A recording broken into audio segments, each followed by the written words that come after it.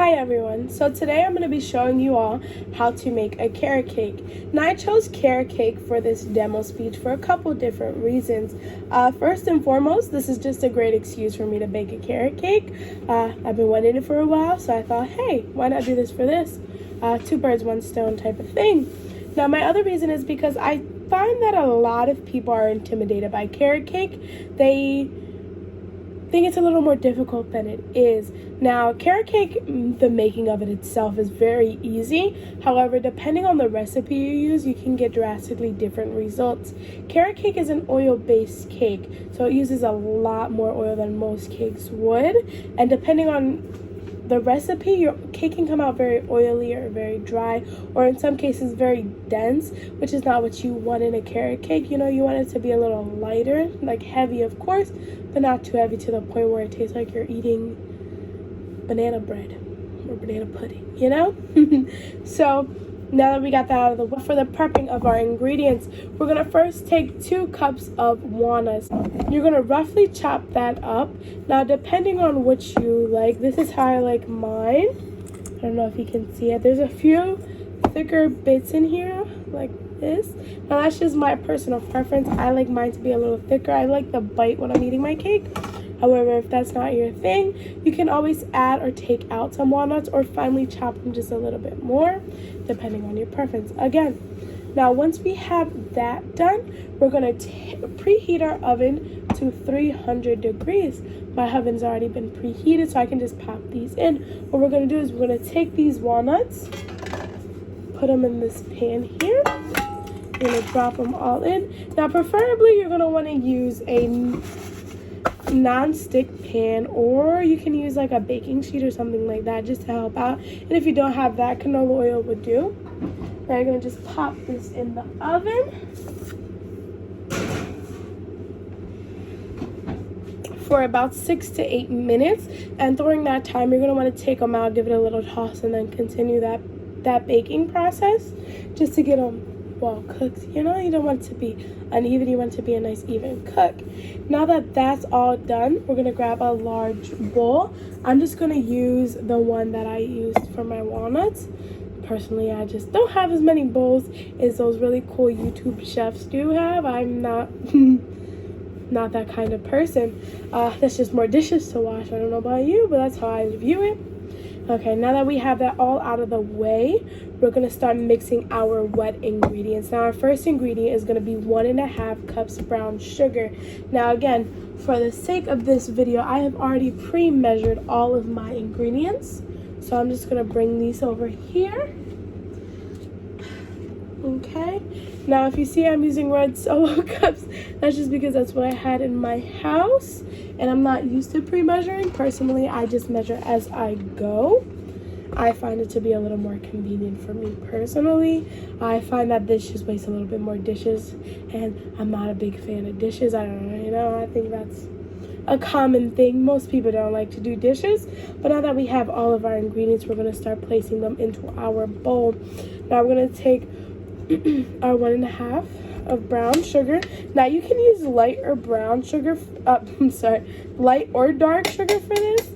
Dark brown sugar for this. I personally just use light because it's what I already have in my house, and I didn't want to have to go out again because I just had to go to Giants to grab all of my spices because don't know where they all went, to be honest with you. I think last time I may have just used allspice instead of using individual spices, but it's a little better to use the things. But also, that's a little cheat code right there. If you don't have all of the spices, you can just add a little bit of allspice and call it a day with that. But now that we have our brown sugar in, we're going to take 1/2 cup of granulated sugar and we're going to add it into that bowl.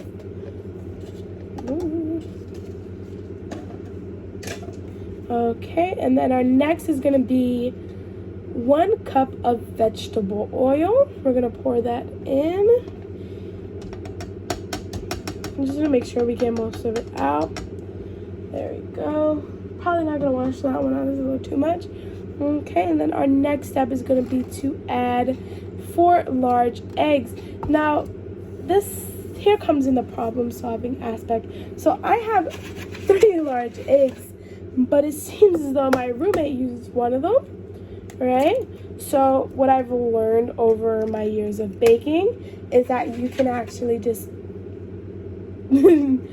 you can substitute eggs with applesauce, and since this recipe already calls for applesauce as an ingredient, what I did was I just changed it from 3/4 of a cup, which is what I'm gonna have you guys be using today, with 1 whole cup of applesauce, just to give it that extra oomph again.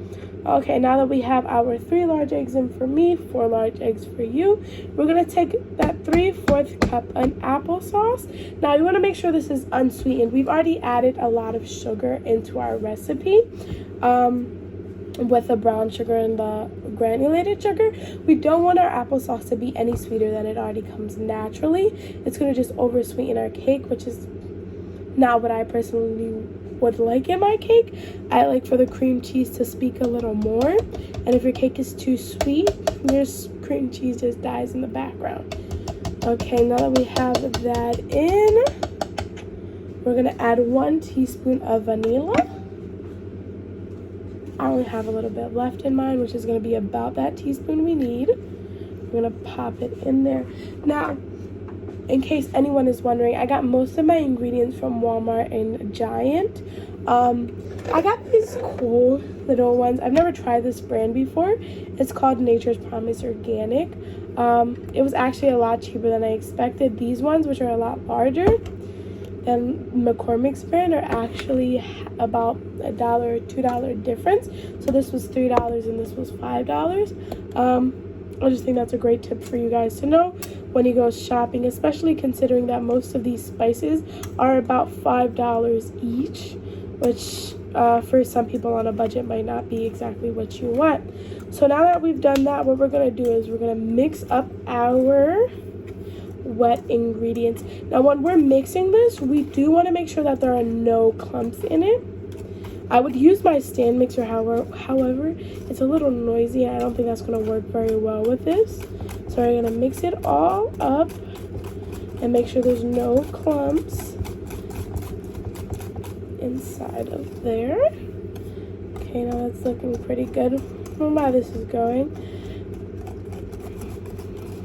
Pretty good. Alrighty. Now I'm just going to set this to the side. There we go. Now it should look like this. It's not the best way to show you guys, but it's super smooth. There's no lumps, no clumps, nothing like that. Now that we have this all done, we're going to set it to the side. And we're going to grab an additional bowl. Now for your second bowl, you want to make sure that it is a little bit bigger than the bowl you previously used, because we're going to be mixing all of those wet ingredients into this bowl. So we're going to take 2.5 cups of flour. Now I just use all-purpose flour, nothing special here. And again, I had pre-measured everything just for the sake of time. Now once these are done, we're going to start working on our sorry for that interruption, but now that we're back to our regularly scheduled programming, we're going to continue on. Now that we have our 2.5 cups of flour, we're going to take 2 teaspoons of baking powder. Now I'm using the, let's see, the Argo brand.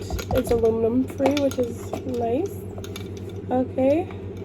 And I don't know if anybody knew this, but a little pro tip is these come with like a little flat surface here. You can use that to help level out your teaspoons, just to give you a little flatter surface area when you're doing it. But now that we have our 2 teaspoons of baking powder, we're going to take 1 teaspoon of baking soda.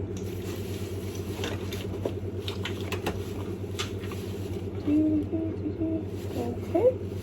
We're going to pop that in here. Okay, so now we're going to take a 1/2 teaspoon of salt. Just going to grab that measuring, 1/2 teaspoon. We're going to place it in. Now, if you're like me, you mess up your measurements quite often. So now that we have our salt inside of our bowl, we're going to take 1.5 teaspoons of cinnamon and 1/4 teaspoon of cloves. Now, because I didn't have any ground cloves, I only had whole cloves, what I did was I took my cinnamon and a little bit of sugar, put it inside of my mortar and pestle, and added the clove and just blended it in so that I can get it. So I'm just going to take those scoops out of it like so. So 1, 2, I'm going to take 30. So we're going to take all 3 out of there. So again, just in case you didn't hear, it's going to be 1.5 teaspoons of cinnamon and a 1/4 teaspoon of nutmeg. Now that we have, and a 1/4 of cloves. Now that we have that, we're going to take 1 teaspoon of ginger. So this is my ginger. Put it in. Now, I've never used powdered ginger before. Last time I boiled ginger and just added it into the liquids. So we're going to take that 1 teaspoon of ginger and we're going to add in 1/4 of nutmeg. Alrighty, we're going to flatten that out. Now what I don't like about these is unlike a baking soda, well, baking powder, it doesn't have that leveler, so you're going to have to level yourself. Also, it's about that time you're going to want to take out your walnuts. They look pretty good. I don't know if you can see. They look pretty good to me. And we're going to set those aside. Once that's done, we're going to take our whisk, make sure it's dry. And we're going to whisk up all of these ingredients to make sure they're well incorporated before we start adding in everything else into here. Okay. Now that that's all good, what we're going to do is we're going to start mixing our wet ingredients into our dry ingredients. Let me move these to the side. Perfect. Now, because this has been sitting for a second, I'm just going to remix it just a little bit to make sure everything is incorporated. There we go. It looks great. And now we're going to slowly add this. So I'm going to add in about 1/4 of it. Just give it a nice little whisk. Don't be like me and do that though. And we're going to add in a little more. Okay. And we're going to continue to do this until it's fully incorporated. It could be a little clumpy still because we're going to mix in our carrots and our walnuts into this. So it's going to look about like this, if you can see. Now, there we go. Once we're in there, we're going to take half of our almonds and then all of our carrots. Take that off. We're going to put all of these carrots in here. I'm going to switch over from a spatula, from a whisk over to a spatula just to help incorporate it just a little bit better. We have all of this mixed in. We're going to take half of the walnuts.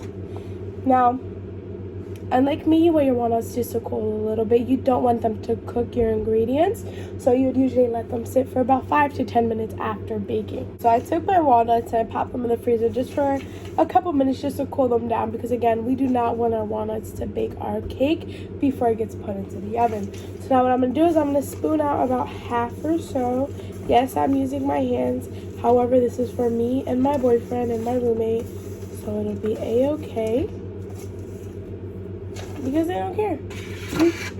Okay, now that we have those in there, we're just gonna slowly mix it in.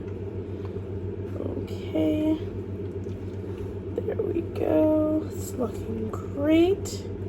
Now, if you're like me, you probably forgot to preheat the oven, so you're gonna want to do that. You're gonna put it to 350 degrees Fahrenheit.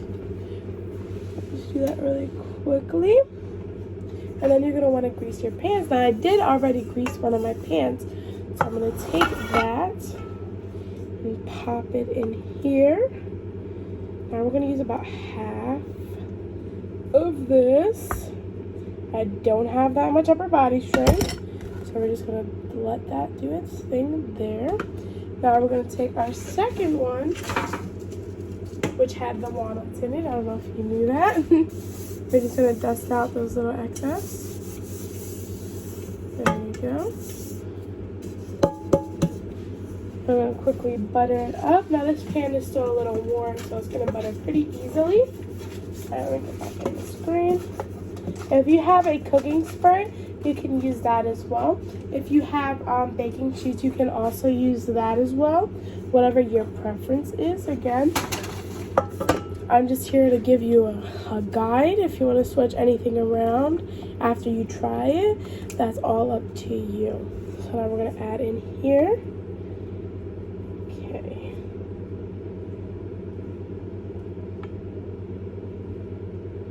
Okay. Let's see how these are looking. And then we're going to just make sure we even them out so they cook evenly. Now this cake is going to take quite a bit of time. So it's going to take about 45 minutes to bake. You're going to want to periodically check on it just like a normal cake. You can stick a toothpick or a fork inside of it just to make sure it's all good in there. Alrighty, ladies and gentlemen. Now I have to wait for my oven to preheat. But you have officially made your first carrot cake. This is what it looks like dough form. I can probably pop in a picture to show you guys. And then I'm going to just insert a photo of the after for you guys all to see. Thank you all for joining me for this process. It was fun. It was interesting. And there was a lot of problem solving. So thank you guys for watching.